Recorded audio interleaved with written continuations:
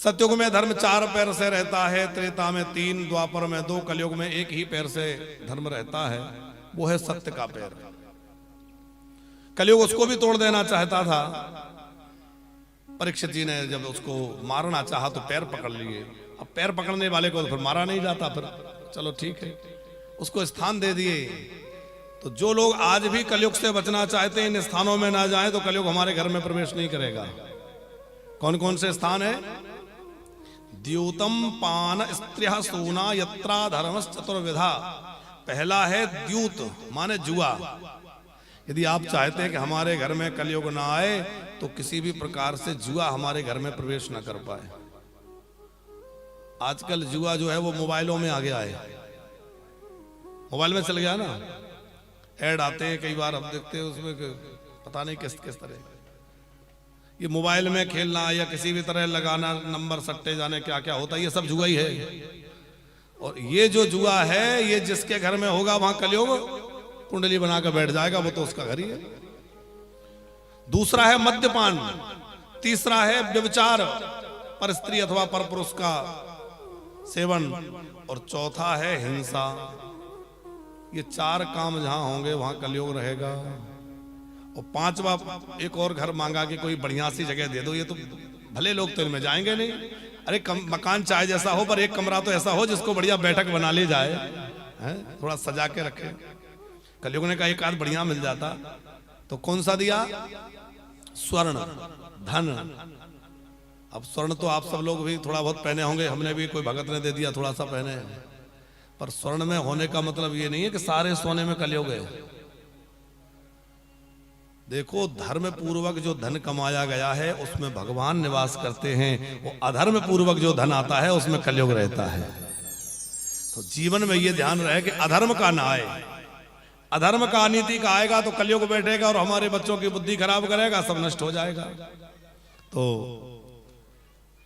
धर्म और धरती को स्वस्थ करते हुए कलयुग को स्थान दिए। उसके बाद महाराज परीक्षित एक बार शिकार करने गए।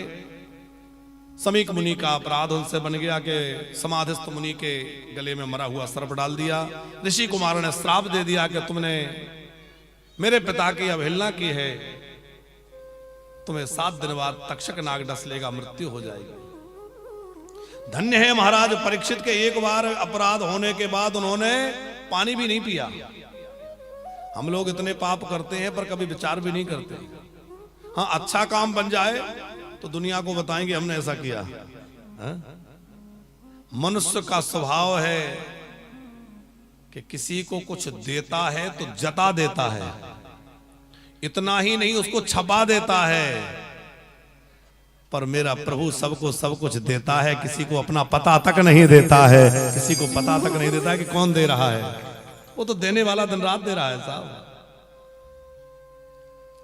अच्छा, विचार करो कि हमने दिया ज्यादा कि हमें मिला ज्यादा? मिला ज्यादा, दिया कम। और मिला पहले कि दिया पहले? तो भगवान ने ज्यादा दिया और पहले दिया, तो भैया यदि उसी की सेवा में कुछ लगाना पड़े तो फिर इतना सोचने की, सर देने वाला तो वही है। हम तो बस ये कहना चाह रहे हैं कि कोई भी अच्छा काम जीवन में करें तो उसको छुपा के रखें, और कोई अपराध बन जाए तो उसको भले ही प्रकट कर दें। हम लोग उल्टा करते हैं। परीक्षित ने क्या किया? पानी भी नहीं पिया, राजगद्दी छोड़ दी, अपने पुत्र को राजगद्दी सौंप दी और गंगा जी के घाट पे आ बैठे। बोले अब मैं कुछ ग्रहण नहीं करूंगा। गंगा तट पर बैठ गए और भगवान का स्मरण किया।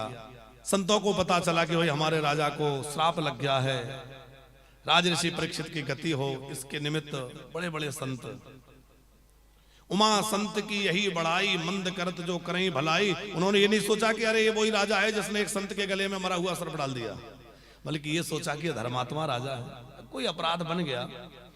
अत्रि वसिष्ठस्य चैवान सरद्वान अर्ष्टने मेरे भृगुरंगिराश्च। अत्रि वसिष्ठ चैवन सरद्वान अर्ष्टनेमि भृगु अंगिरा आदि बड़े बड़े महात्मा वहां आ गए। सबको देखकर दंडवत प्रणाम किया, हाथ जोड़कर कहा अहो वयम धन्य तमाम नृपाणाम। आज मैं धन्य हो गया जो आप जैसे महापुरुषों का आश्रय मिल रहा है। मेरे अपराधी होते हुए भी आपने कृपा करी। सबसे पूछा कि सर्वात्मा म्रियमाणस्य कृत्यम सुद्यम च तत्रा ताभि उक्ता, ऐसा क्या कर्म है जो मरणासन्न व्यक्ति को करना चाहिए। म्रियमाण मनुष्य का कर्तव्य क्या है, माने मरने वाले को क्या करना चाहिए। फिर सब मौन थे, कोई कुछ बोला नहीं। तो परमहंस चक्र चूड़ामणि श्री सुखदेव जी उस सभा में पधारे और सुखदेव जी आए तो सब उठकर खड़े हो गए। सबने सुखदेव जी का आदर किया है। सुखदेव जी का दिव्य स्वरूप है। तत्राद भवद भगवान व्यास पुत्रो यदक्षया गामट मानून अपेक्षा अलिक्षलिंगो निजलाभ तुष्टो बुतश्च वालैर अवधूत वेशा। कैसे हैं सुखदेव जी? तत्राद भवद भगवान व्यास पुत्रो, साक्षात भगवान ही व्यास पुत्र के रूप में आ गए। 16 वर्ष की अवस्था है, सुकुमार सुंदर स्वरूप है, बाल बिखरे हुए हैं, शरीर पर कोई वस्त्र नहीं है, अलिक्षलिंगो, कोई चिन्ह नहीं है जिससे ये पता चले कि रामानंदी हैं, कि वल्लभ कुली हैं, कि गौड़िये हैं। ये सब तिलक से पता चला। देखो, ये हमारा जो तिलक होता है ना, ये हमारा परिचय होता है कि आप किस संप्रदाय के हैं। ये कैसे पता चलेगा? तिलक से पता चलता है। रामानंदी हैं, कि वल्लभ कुली हैं, कि गौड़ीय संप्रदाय के हैं, कि निम्बार्क के हैं, तिलक बता देगा। इसलिए तिलक हमेशा अपने गुरु परंपरा का ही लगाना चाहिए। हमारे गुरु जी की जो परंपरा है, उस गुरु परंपरा अनुसार ही तिलक धारण करना चाहिए। लेकिन सुखदेव जी तो इन सबसे बहुत ऊपर उठे हुए हैं, इसलिए अलिक्षलिंगो निजलाभ तुष्टो, उनका कोई चिन्ह नहीं है जिससे ये पता चले। अब कपड़ा पहने हो तो पता चले पीला कपड़े वाले हैं कि सफेद कपड़े वाले हैं, तो नहीं। कोई तिलक आदि भी धारण नहीं है। और निजलाभ तुष्टो, अपने आनंद निज आनंद में झूमते हुए चले आ रहे हैं। स्त्रियों ने बच्चों ने घेर रखा है।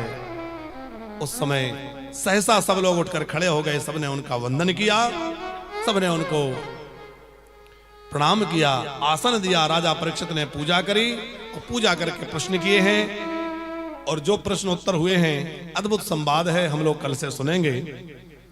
क्या आपस में चर्चा हुई है। अभी सुखदेव जी और राजा परीक्षित की झांकी का दर्शन करेंगे और आज यही कथा विश्राम लेगी। ठीक 3 बजे कथा प्रारंभ हो जाती है। आप सब लोग बड़े मन से सुन रहे हैं, इसलिए हमें भी सुनाने में खूब आनंद आ रहा है। हमारा पूरा तापड़िया परिवार और उनके संबंधीगण दूर दूर से सब आए हुए हैं। खूब मन से आप लोग सुन रहे हैं। तो ठीक 3 बजे हम यहाँ आ जाते हैं। और जो लोग आस्था चैनल के माध्यम से कथा का लाभ ले रहे हैं, वो लोग भी 5 बजे के पहले की कथा यदि सुनना चाहते हैं तो हमारे YouTube चैनल के माध्यम से लाइव प्रसारण 3 बजे प्रारंभ हो जाता है और 5 बजे से 7 बजे तक आस्था चैनल पर कथा रहती है। अभी हमारे वृंदावन में गुरु पूर्णिमा महोत्सव बड़े धूमधाम से मनाने की तैयारी चल रही है, जिसमें अष्टोत्तर श्रीमद् भागवत की कथा और बड़ा दिव्य महोत्सव होने की तैयारी है। तो आप लोग जो भी गुरु पूर्णिमा में आने वाले हैं, आस्था चैनल पर देश और विदेश में जो भक्त जुड़े हैं इस समय, तो जो लोग भी गुरु पूर्णिमा के उत्सव में पधारने की तैयारी कर रहे हैं, आने की सूचना पहले से दें ताकि आपके ठहरने की और पूजा आदि की उचित व्यवस्था हो सके। जो लोग सिंगापुर यात्रा में जाने वाले हैं, अभी जो रामकथा क्रूज पर होने वाली है, तो उसके लिए भी आप समय से सूचना देंगे तो आपकी व्यवस्था, चूंकि अब समय बहुत थोड़ा बचा है, हम लोग 12 तारीख को प्रस्थान करेंगे। 13 तारीख से 19 तारीख तक क्रूज पर श्री राम कथा होनी है, जिसमें सिंगापुर के बाद थाईलैंड आदि कुछ देशों का भ्रमण है। तो आप सभी इस कथा से जुड़ करके खूब आनंद ले रहे हैं। इस कथा का समापन 5 जून को होगा और 12 जून को हमारा प्रस्थान और 13 जून से क्रूज पर कथा का आनंद रहेगा। तो आइए अभी सुखदेव और राजा परीक्षित की दिव्य